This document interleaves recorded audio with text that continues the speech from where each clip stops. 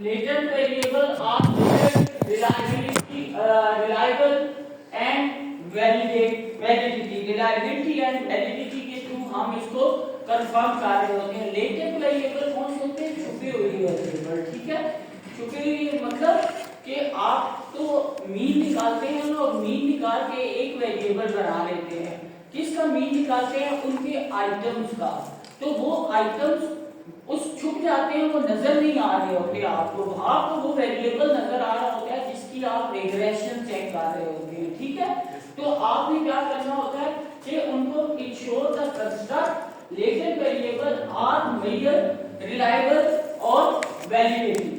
Then theory testing confirm whether the hypothesized factor structure align with the theory। अब theory क्या है? हमने जब स्टार्ट के अंदर एक पूरी की पूरी रिसर्च मॉडल बनाया था, तो मैंने कहा था कि उस रिसर्च मॉडल को कोई एक थ्योरी सपोर्ट कर रही हो। ठीक है, तो अब वो जो सपोर्ट थी उसको हम क्या कह रहे हैं कि वो थ्योरी टेस्ट कर रहे हैं हम through variables, latent variable, latent construct और एक्चुअल कंस्ट्रक्ट, जिसकी बेसिस के ऊपर हमारे सामने वो थ्योरी टेस्ट हो रही है कि इसका इंपैक्ट इस डिपेंडेंट वेरिएबल के ऊपर क्या आ रहा है, इंडिपेंडेंट वेरिएबल का डिपेंडेंट वेरिएबल के ऊपर क्या आ रहा है, और उसकी बेसिस के ऊपर हम थ्योरी को टेस्ट कर रहे होते हैं। क्यों? क्योंकि हम कह रहे हैं कि जो आपकी क्वांटिटेटिव रिसर्च है वो डिडक्टिव अप्रोच है। डिडक्टिव अप्रोच कौन सी होती है? थ्योरी टेस्टिंग अप्रोच होती है। तो बैकएंड के ऊपर थ्योरी है, उसको आप क्या कहते हैं? टेस्ट कर रहे हैं। वो किसके थ्रू होती है? सीएफए के थ्रू। कि confirm whether the hypothesized factor structure align with the theory. Dimensionality assessment validate the dimensionality of scales and instrument used in the research. जो आपने इंस्ट्रूमेंट यूज किए हैं फॉर कलेक्शन ऑफ डेटा, उसको आप क्या कर रहे होते हैं? कंफर्म कर रहे होते हैं। स्ट्रक्चर इक्वेशन मॉडलिंग के थ्रू होती है। एससीएम एक टेक्निक है और इसके थ्रू होती है आपके जो एमॉस है, पीएलएस है और एमप्लस है। ये सॉफ्टवेयर हैं जिनके थ्रू आप क्या कर रहे होते हैं? स्ट्रक्चर इक्वेशन मॉडलिंग कर रहे होते हैं। ठीक है, और other often serve as a precursor to SEM for validating measurement model before testing structural part। ठीक है, तो हमारा एक होता है, मैंने कहा था मेजरमेंट मॉडल होता है, एक स्ट्रक्चर मॉडल होता है। जो मेजरमेंट मॉडल होता है उसके अंदर आपके आइटम्स भी होते हैं। जो मैंने अभी आपको पिक्चर दिखाई थी एक, जिसके अंदर क्या था कि एक वेरिएबल का नाम लिखा हुआ था और फिर दूसरा वेरिएबल था जिसपे मैंने कहा था कि यह आपके पॉसिबल है कि फाइनल में आए और आपको कहा जाए तो इसको इंटरप्रेट करें।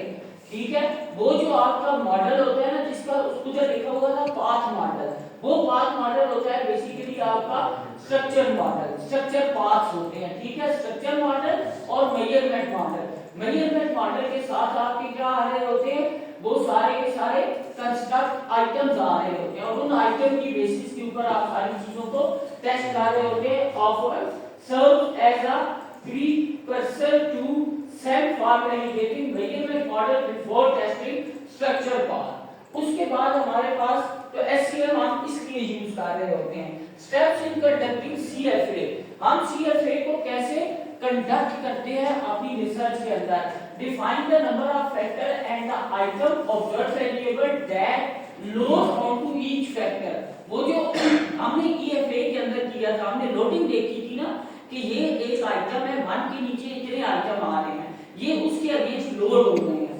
तो आपने सबसे पहले क्या करनी है? लोडिंग चेक करनी है। उसके बाद आप ensure sufficient data point two estimate the parameter at least 3 item पर फैक्टर रिकमेंडेड। तो अब देखो, आपने EFA के अंदर मेरे पास 4 आइटम थे, उनमें से एक आइटम लोड सही नहीं हो रहा था, मैंने इसको निकाल दिया। तो आपका CFA के लिए रिकमेंडेड है कि मिनिमम 3 आइटम होने चाहिए। इसका मतलब है कि आप कोई भी स्केल यूज करेंगे ना अपनी रिसर्च के अंदर, तो उसके 3 आइटम जरूर होने चाहिए। ठीक है, 3 से कम नहीं कर सकते। CFA के लिए भी 3 आइटम जो हैं वो रिकमेंडेड हैं। Then model identification ensure sufficient point to estimate the parameter at least 3 item per factor recommended and model estimation। model specification, model identification and model estimation। model specification को हमने कहा कि number of factor that load onto each factor.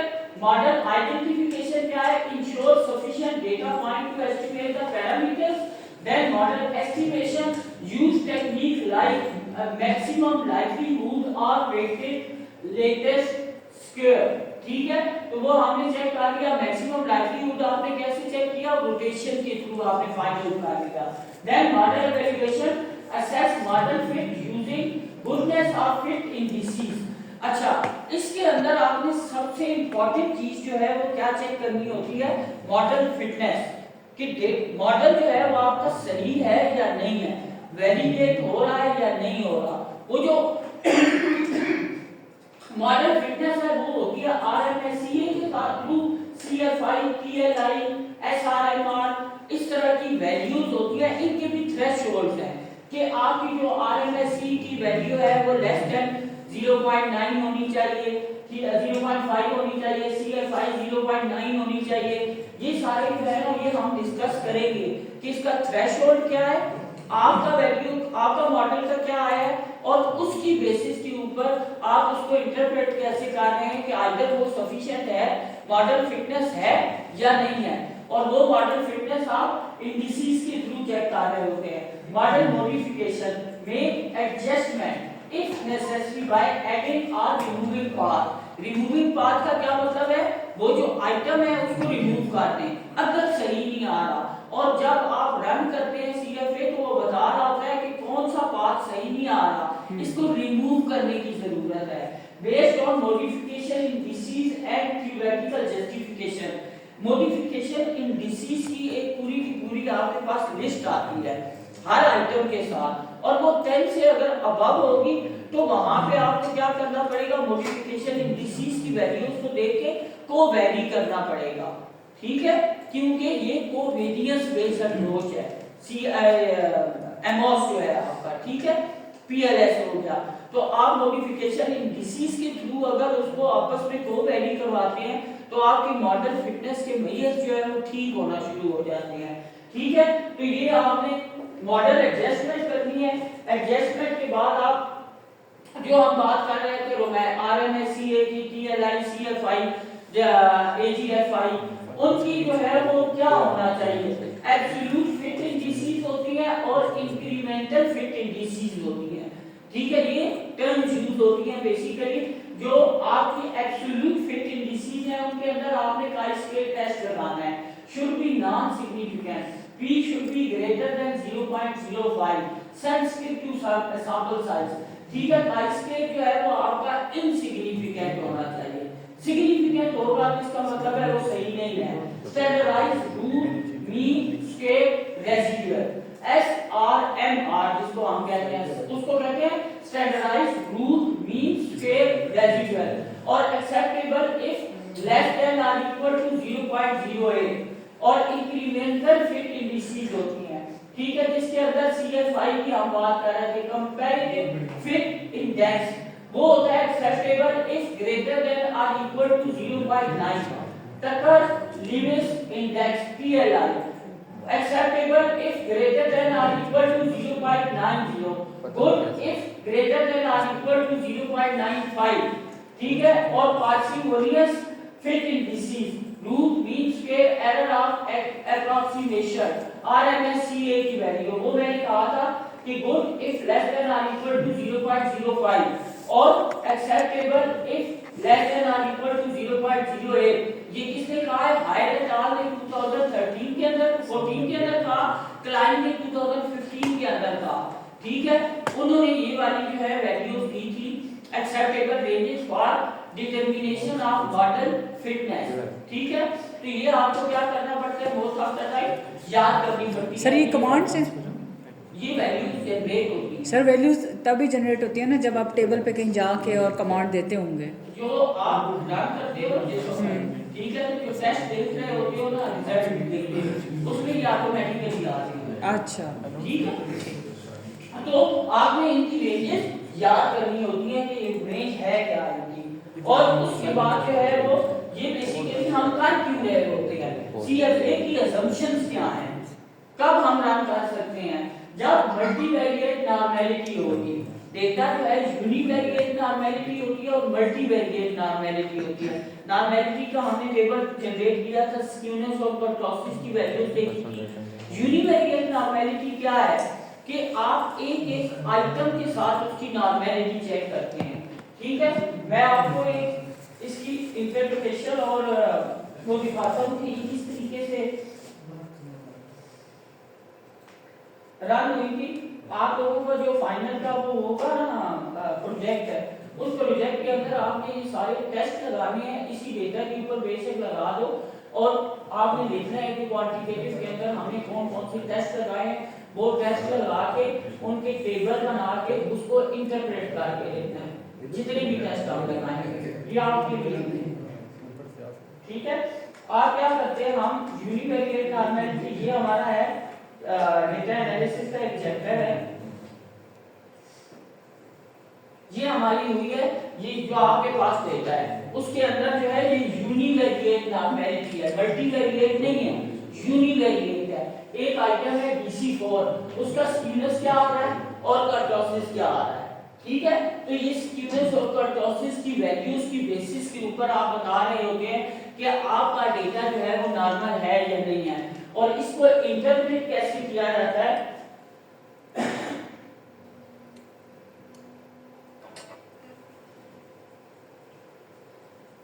ये multivariate नीचे से start होगी, है जो उन्होंने कहा था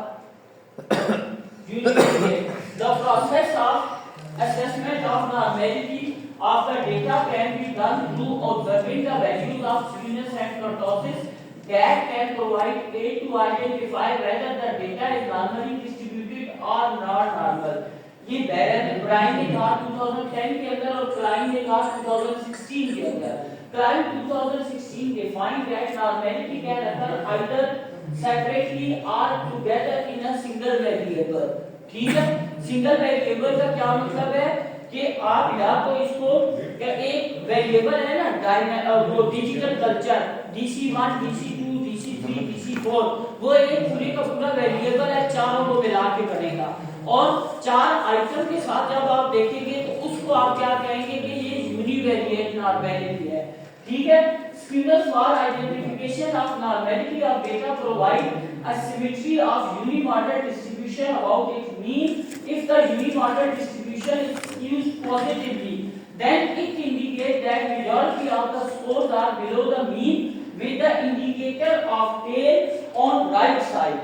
ठीक है, जब राइट साइड के ऊपर आपकी टेल होगी, जो हम बनाते हैं बेसिकली बैक ग्राफ बनाते हैं, ठीक है, उसके अंदर राइट साइड के ऊपर जो टेल होगी उसका क्या मतलब है कि वो पॉजिटिव है, ठीक है, और वो आपकी क्या positively skews, then it indicate that majority of the score below the mean with the indicator tail on the right side.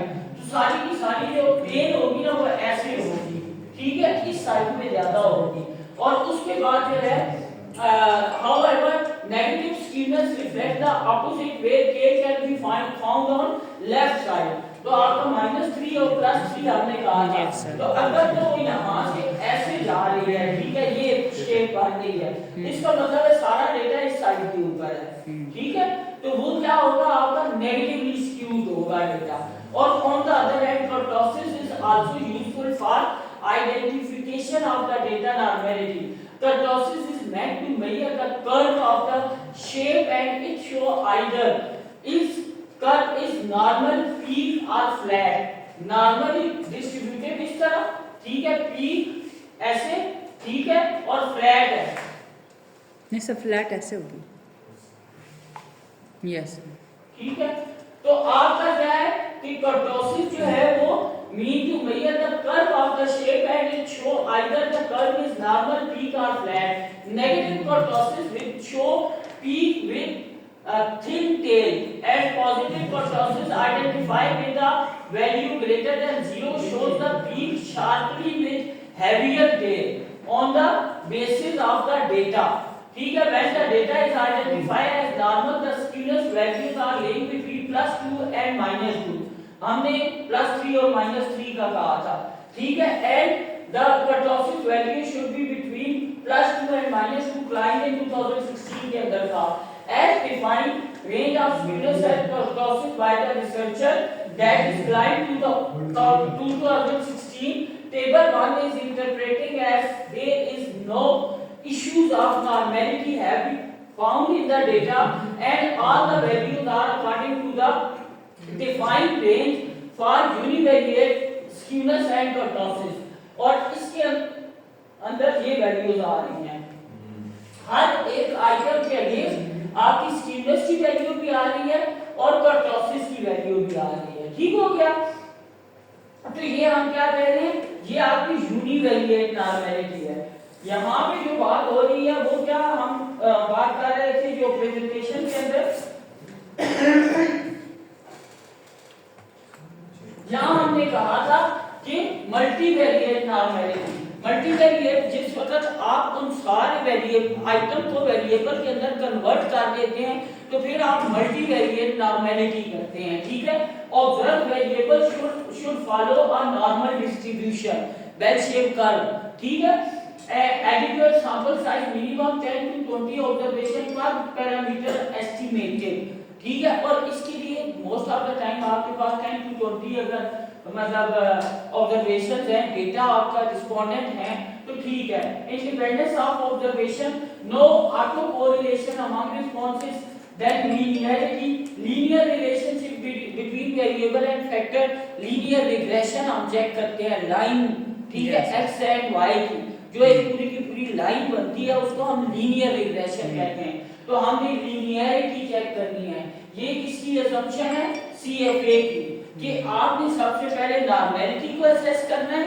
कि डेटा नॉर्मल है या नहीं है उसके बाद आपने एडिक्वेट सैंपल साइज देखना है independence of observation and linearity देखनी है आपने लीनियरिटी के साथ आप एक और चीज देख रहे होते हैं दैट इज योर होमोजिनिटी इसके अंदर वो एक्सप्लेन नहीं है प्रैक्टिकल एप्लीकेशन क्या है CFA की हम स्केल वैलिडेशन के लिए यूज करते हैं वैलिडिटी ठीक है हमने कहा था ना कि दो तरह की चीजें हैं रिलायबिलिटी एंड वैलिडिटी तो डेटा को वैलिडेट करने के लिए स्केल को वैलिडेट करने के लिए हम ये वाला काम करते हैं ठीक है then psychological research testing construct like personality motivation और इमोशनल इंटेलिजेंस उसके लिए आप यूज कर रहे होते हैं CFA business research assessing customer satisfaction employ engagement organisation culture इसको असेस करना है तो उसके लिए अगेन CFA करेंगे आप education validating learning outcome and student performance assessment उसके लिए आप CFA करेंगे तो ये सारे का सारा प्रोसेस है जिसके थ्रू आप क्या कर रहे हो क्या EFA exploratory factor analysis and confirmatory factor analysis हम लोगों ने अभी जो किया था वो EFA था exploratory factor analysis we are still remain with CFA that is confirmatory factor analysis ये लैपटॉप जरा मेरा कनेक्ट करो मैं एकदम सब मेल है FAISAL ये सारी ना है हाँ आप सारे अपने पास एक बंदा मंगवा लो जो असाइनमेंट है उसको ज़िप फोल्डर के अंदर करो और सारे जो है ना वो इसको भेज दो असाइनमेंट जो भी आपने बनाई है सर इसकी मेल नहीं पता ये आपकी मेल बताता है तो बताओ 3531 दोबारा बोलिए एक बार please 38531 ji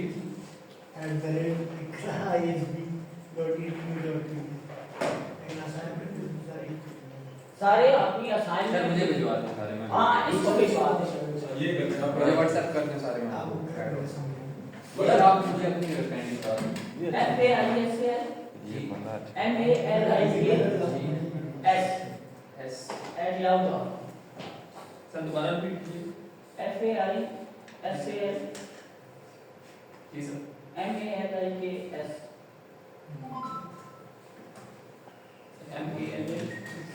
Malik at Yahoo इसमें ये जो है ना ये आपका एमओएस है ठीक है ये अब एक दफा देख लो जरा ताकि हम CFA कर ठीक है ये आपका एमओएस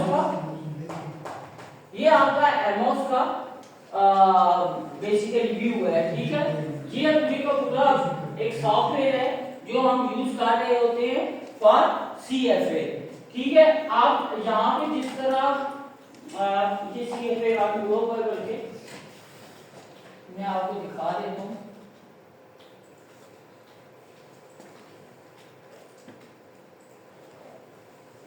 ये आपका CFA है, ठीक है। इसको ना हमने यहाँ पे जो EFA किया था ना, exploratory factor analysis, exploratory factor analysis के अंदर जो फैक्टर आए थे उनको मैंने ये किया है कि हमारे पास एक प्लग इन होता है, उस प्लग इन के थ्रू मैंने ये वाली जो फिगर है वो जनरेट करवाई है, इमेज। वो कैसे करवाई है, हमारे पास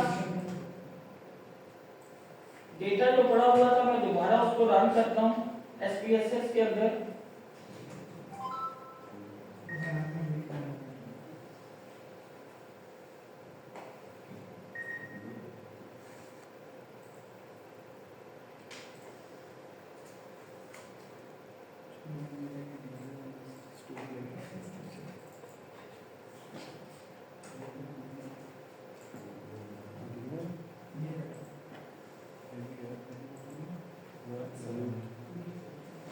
ये डेटा था मेरे पास, मैंने इसका एनालाइज में गया था, डिस्क्रीट डायमेंशन रिडक्शन और जो प्रोजेक्ट बनाएंगे उसमें 60 कमांड्स भी थी। ये मैंने सारा सेलेक्ट किया था डेटा यहाँ से और इसको मुझे लगा के डिस्क्रिप्टिव KMO को वैल्यू देखी थी। एक्सट्रैक्शन मैंने कहा था कि इसके अंदर हम fix number of variable 6 continue rotation Pro Max continue option और इसके अंदर 0.40 मैंने सेलेक्ट किया था। सही सबमिट आप सेंड कर दीजिए। हां अपडेट करके सेंड कर दिया। मुझे सर दो वैसे तो उसको कर दो ताकि वो सबकी कंबाइन करा के व्हाट्सएप digitalization capabilities